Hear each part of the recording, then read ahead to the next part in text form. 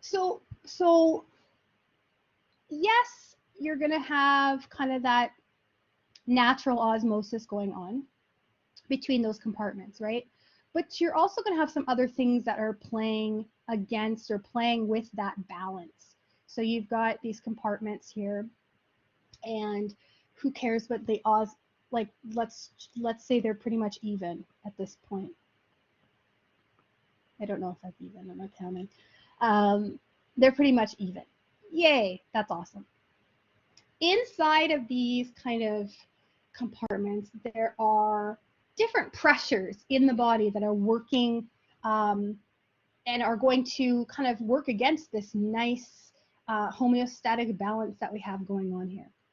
And that's what this is talking about. It's giving you these 4 different pressures. I like the way they've done this, but I'm also going to do it differently. There's different ways to explain this. So you have, first of all, we're going to take a blood vessel. That's what we're going to start with. Okay. And let's talk about all the pressures that are caused by the amount of fluid that is inside and outside of those spaces. So this is your intravascular space, right? This is your interstitium, what's outside of that. And let's say you have hypervolemia. Let's say you have a whole heck of a lot of blood traveling through this vein.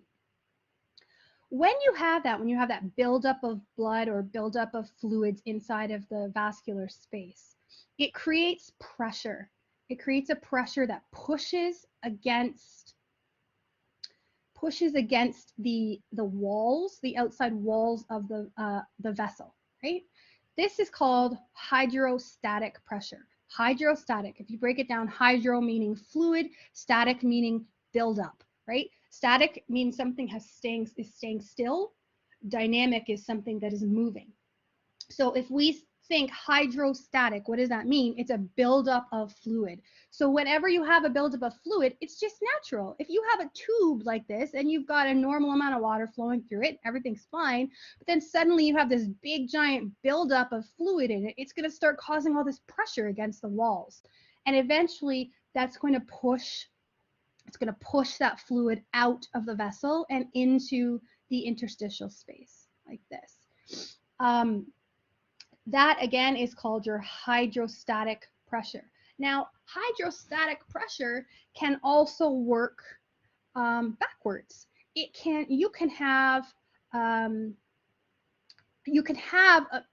it's different. Like this doesn't happen that often. That's why I don't like kind of this that's going on here, but it doesn't happen that often. But if you have pressure or a buildup of fluid out here, okay, normally when you have a buildup of fluid in the interstitial space, which is basically edema, right? Your interstitial space is that's where we talked about this in inflammation when we talked about oncotic pressure, which we can talk about again. You have all this buildup, it just kind of builds up and sits there. But we can create a pressure that pushes that back into the blood. It doesn't happen on its own, because this is very stretchy out here, and so it'll just keep filling and filling and filling and filling. As long as the pressure is high in here, it'll just keep pushing out. Do you know how? Anybody have any idea how we create that pressure? So think about what we do for patients when they have a lot of edema, other than diuretics. We put those super, super tight, I can't remember what they're called, the medical grade stockings, right? On patients. Karen, what are those called? I can't remember in my head. But anyway. Oh, TED stockings, right? Yeah, TED stockings, sure. And what that does is that pushes against this interstitial and pushes and creates enough pressure in here that the hydrostatic pressure is now working backwards, pushing the fluid back into. So I want you to think of hydrostatic pressure. Again, we know that it's fluid buildup as something that pushes fluid away. So it's going to push into the interstitial space or into, and usually, guys, it's pushing into the interstitial space. You don't really have to worry about anything else for your test, but it pushes, okay? Working against that, we then have this oncotic pressure. I'm gonna have to like erase because I just don't have enough room here. So that's kind of talking here, what she's talking about what kind of pressures are moving fluids out out of the capillary. Again, that's what's a capillary? It's a blood vessel, right? So again, it's the same what I was talking about here. It's just a blood vessel. I'm just drawing it a nice big fat blood vessel for you. But a capillary, what's moving out? And this is what we just talked about, hydrostatic pressure that pushes out. And again, if you look, here's hydrostatic pressure again. So that was the pressure pushing out that we talked about. What's pushing in? We have hydrostatic pressure that pushes in or opposes. Again, this doesn't happen a whole heck of a lot, okay? So there's actually a different kind of pressure as well. So those are two. That's hydrostatic pressure, because they're talking over here, they're talking about in their slide previous slide, talk about 4, and here they're talking about 4 forces. It's really 2. You have hydrostatic pressure and you have oncotic pressure. Oncotic pressure, I just want to scribble this out so we don't get confused. Oncotic pressure, when you see the word oncotic, sorry guys, we are talking about the pressure that is created by the solute or the osmoles or the particles that are in there. What happens, we talked about this in inflammation, is that those larger molecules, let's say albumin, we love to talk about albumin. Albumin's a big fat molecule. Those like to attract water. They actually will pull water towards them. And so if you have a buildup of albumin or a high inside one of these compartments, in this example, I'm putting it inside the blood, it's going to pull the water in towards that. Again, if you have a buildup of albumin outside, it's going to pull the fluid out. It's going to pull it towards the albumin. So anything that's pulling is going to be your oncotic or osmotic pressure. So here we're talking about how the movement of this is, she's classifying it as movement out of the capillaries. So what's pulling fluid out? Osmotic pressure. And what's pulling fluid in? Oncotic or osmotic pressure. Okay. So what's important to remember is that oncotic pressure pulls toward the big molecules. Okay. It's pulling towards. And then hydrostatic pressure is pushing away. It's pushing fluid into different compartments. I just saw a question that I think it said, well, I'm just going to read it just to make sure. So Nicole is asking, so hydrostatic pressure is created by water. Yeah, I mean, it's created by the amount of fluid inside of a space. Yes. The more fluid you have, the more pressure is going to build up. Again, remember that this space, these capillaries are very, very small. So it doesn't take much of a buildup of water. And it's buildup of fluid, but you understand that the fluid inside the vein isn't just water, right? The fluid inside the vein is red blood cells, white blood cells, plasma, all of that stuff in there. But what can move across the gradient or across the membrane easiest is water.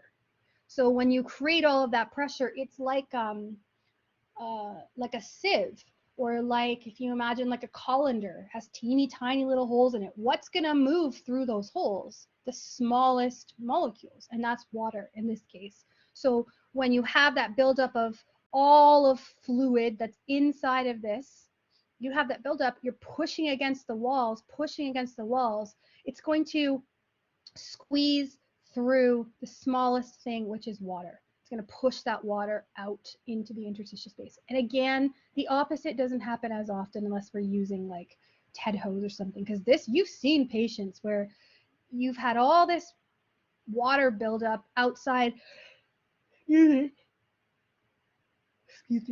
the interstitial space, and you have that pitting edema, that huge amount of edema. It just keeps stretching and stretching and stretching, right? So it's hard to create hydrostatic pressure out here. We have to stop the skin from stretching, and that's why we put hose on that's going to stop it and actually push against it. Does that make sense to everybody before I move on? Because these pressures are definitely going to come up on your tests. You have to, it's not just know, you have to understand what's happening. So if you memorize in your head, oncotic pulls towards large molecules, hydrostatic pushes against.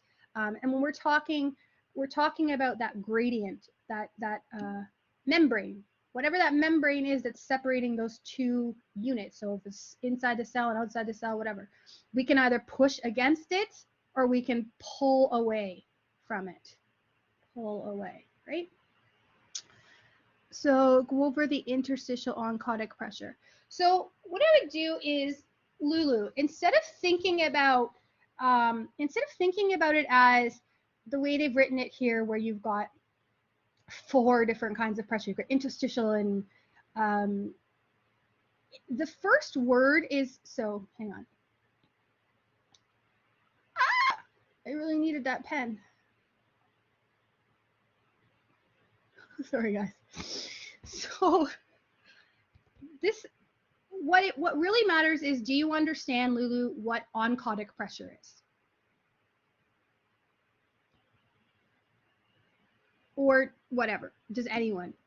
Pulls towards the molecules, perfect. So if we're talking about interstitial oncotic pressure,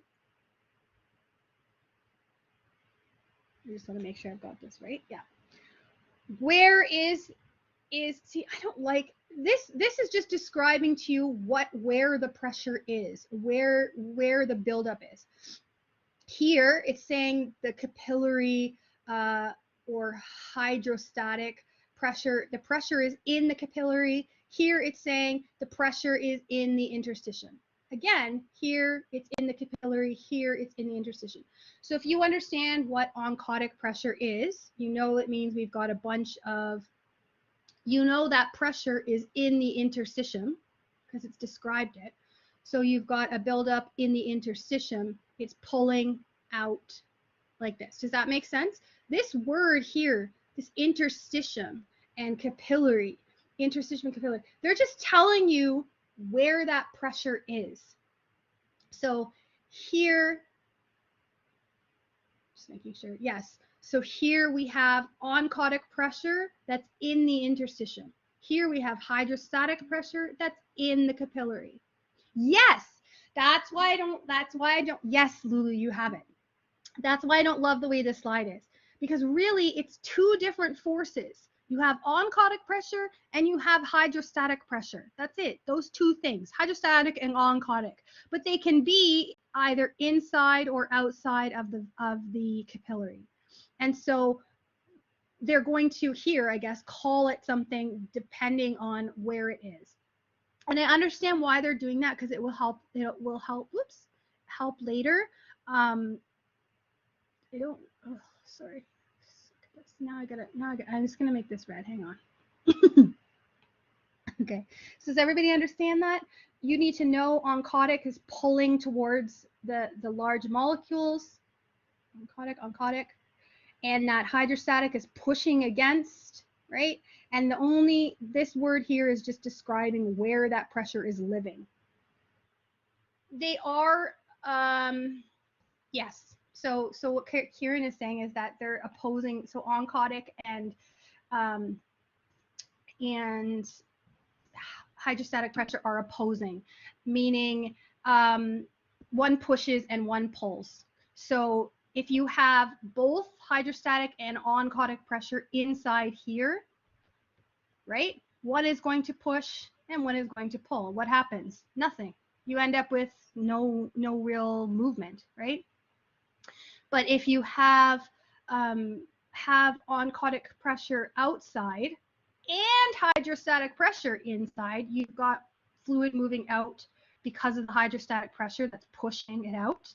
And you also have fluid moving out because you have oncotic pressure that's pulling out, right? So sometimes, so Kieran, yes, sometimes they oppose and sometimes they work together. It really just depends on what's going on in the body. Does that make sense? I understand what you're thinking. Oh, they're opposing pressures, but sometimes they're not, because depending on where it is, that's why they've described it the way they have in this slide, right? So you can see sometimes they work together. Here you've got these two. This is oncotic and this is hydrostatic, but they're actually working together to pull fluid into the capillaries. That's why I explained it the way I explained it, because that makes me confused. Anyway. Does everybody understand these? Please ask questions now, because it's really, really important that you get all 4 of these. Somebody asked a really good question about these 4 forces, and I just wanted to clarify something. So the question was that we have these 4 opposing forces, right? If they're all happening, right, at the same time, how is water actually moving out? Like, when does it actually happen that hydrostatic pressure, for example, pushes fluid out, if we always have oncotic pressure also pulling it in, right? So let's just look at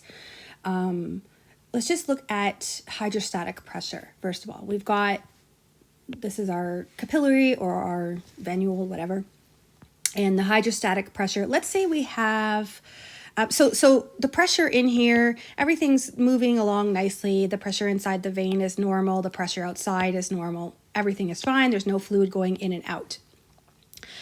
What happens is that it's the difference between the hydrostatic pressure in here and the hydrostatic pressure out here that causes that fluid to push out. So let's say we have a blood clot that blocks up the ability for the blood to continue to move. And so it just keeps building up and building up and building up and building up. And now you've got this collection of blood fluid in here. And it's when that pressure builds to the point where the hydrostatic pressure, right? Because we're talking about pressure caused by fluid. The hydrostatic pressure in here becomes higher than the hydrostatic pressure out here. That's when it will push out, right? So the same is true when we're talking about oncotic pressure. So if, we've got our particles, whatever, sodium, potassium, that are floating around, everything's equal, all is well.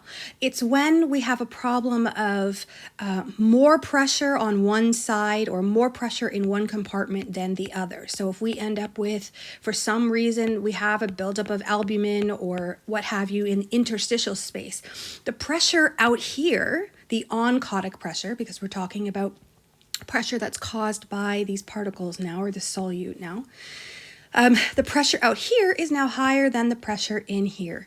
And oncotic pressure, however, doesn't push, it pulls. So it's going to pull the fluid through. So it's really about where that pressure is higher. It's the difference between the 2 compartments. So if you're looking at the cellular compartment and the interstitial space, for example,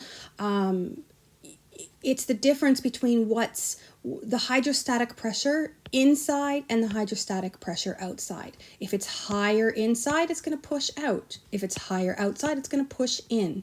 And the oncotic pressure is the opposite, right? So if it's higher inside, it's going to pull in. If it's higher on the outside, it's going to pull out.